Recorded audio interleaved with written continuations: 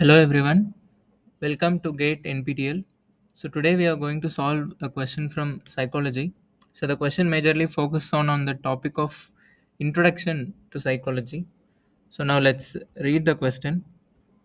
Dash perspective is considered as the first force in psychology, whereas dash perspective is considered as the third force in psychology. So fill in the blanks using the suitable option given below. So we have four options, which is psychodynamic and humanistic, behavioral and humanistic, humanistic and cognitive, cognitive and gestalt. So let's first try to understand what do they mean by first force and third force. Why is it called a force?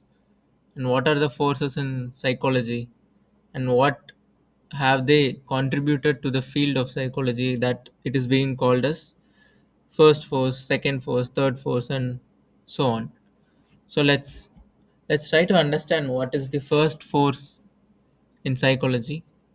So the first force in psychology is psychodynamic perspective, and the founder is Sigmund Freud, who is a very popular figure in the field of psychology. So the main idea proposed by Freud was the human behavior is driven by unconscious motives, conflicts, and childhood experiences. So, the major emphasis of Freud was basically on unconsciousness. So, the focus is on the inner world, instincts, desires, repressed memories, defense mechanism. All these things are happening in unconsciousness, according to Freud. And why do we call it as first force of psychology? So it was the first major school of thought to dominate psychology, especially in the clinical practice. And it introduced the idea of that mental processes are not always conscious. And that's where he contributed, saying that it is unconscious, which was a groundbreaking shift in the field of psychology. So, and that is why psychodynamics is called as the first force of psychology. Moving on, we have second force, which is behaviorism. So there are key figures of behaviorism is J.B. Watson and B.F. Skinner. So the main idea of behaviorism is that whatever it is being observed is what is scientific and it is what can be proved. So the psychologist should be a science of observable behavior and not unseen mental processes. So they rejected the idea of Freud because it is not objectifiable, it is not observable. So behavior is learned through conditioning. So according to them, behavior is a stimulus response relation. So they have classical conditioning, operant conditioning, punishment and reward systems. So they believe in observable behaviors. And why do we call it a second force? Because it emerged as the reaction against the first force, which was given by Freud and which was psychodynamics.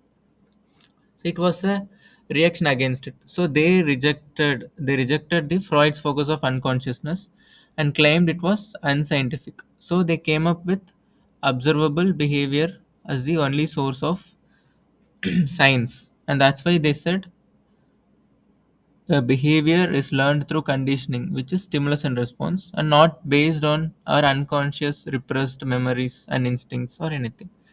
So behaviorism is the second force. Coming to third force, we have humanistic perspective, and the key figures are Carl Rogers and Abraham Maslow, very popular figures. And Abraham Maslow's hierarchy of needs is being extensively studied in any domain. So the major idea was it majorly emphasized on free will, individual and personal growth, self-actualization, and positive human potential. So they view that all the humans are inherently good and everyone has a capability to achieve the state of self actualization. And we are not being controlled by any unconscious forces or environmental conditions. And this is called as third force because it responds to the both of the previous forces, the pessimism and determinism of psychodynamics and the mechanistic and stimulus response of behaviorism. It responds to both of this, and it says that we are having free will and we are inherently good, and it majorly focuses on present events only, unlike psychodynamics which focus on past. So this is the third force in humanistic.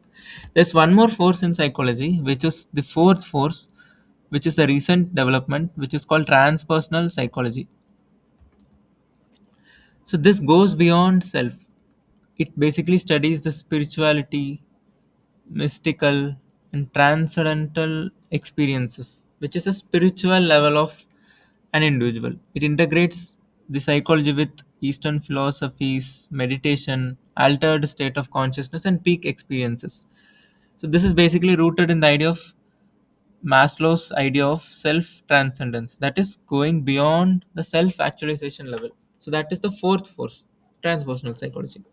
So now we got an idea of why we have first, second, third, and fourth forces and what was the reason.